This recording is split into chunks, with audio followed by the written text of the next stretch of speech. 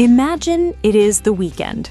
You want to see your friends, drink coffee, and relax, but you stop because you do not know how to text them in English. Making plans should be fun, not stressful. Today, you will learn the exact, simple sentences native speakers use to make plans naturally, so you can confidently organize your next weekend. Hello, everyone. Welcome to the JISH Learn English Podcast. I am Shaylin. Today, you'll learn how to invite a friend, suggest an activity, choose a time, and confirm a plan in English.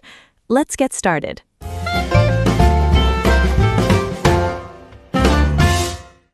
Let us imagine one simple situation throughout today's lesson. You want to make plans with your friend Sarah for the weekend. The first thing you need to do is find out if she is available. In textbooks, you might see the phrase, "Are you available?" That is correct English, but with friends, we usually speak more casually. The most natural question is simply, "Are you free?"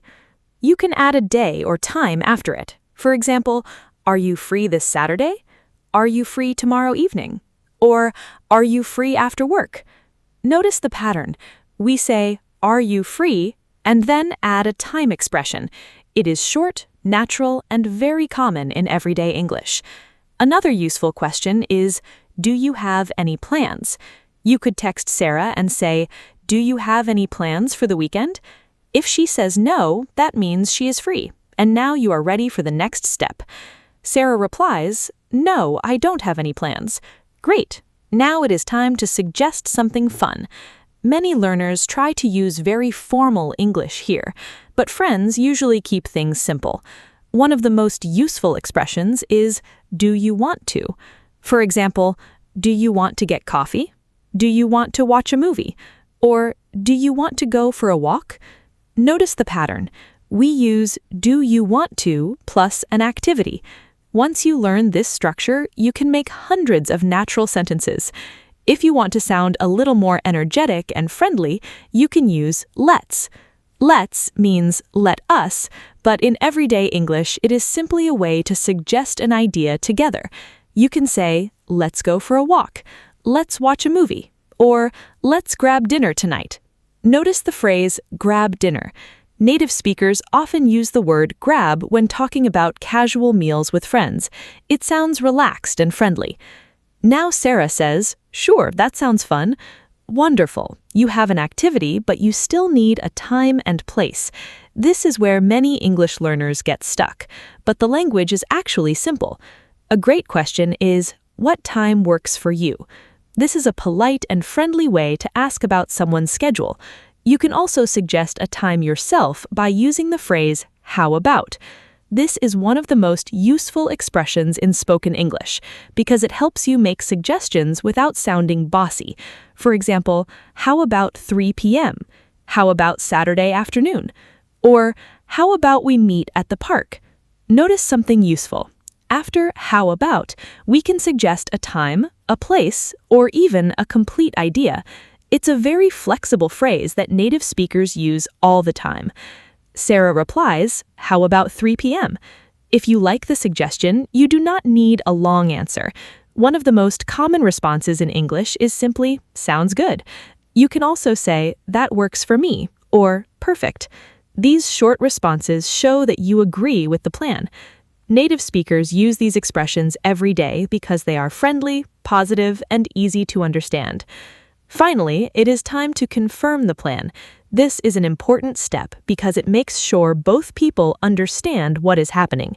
You can say, "Perfect, see you then," or "Great, see you on Saturday." Notice how simple that is. You do not need complicated English. Real conversations are often short and clear, so the whole process is very easy.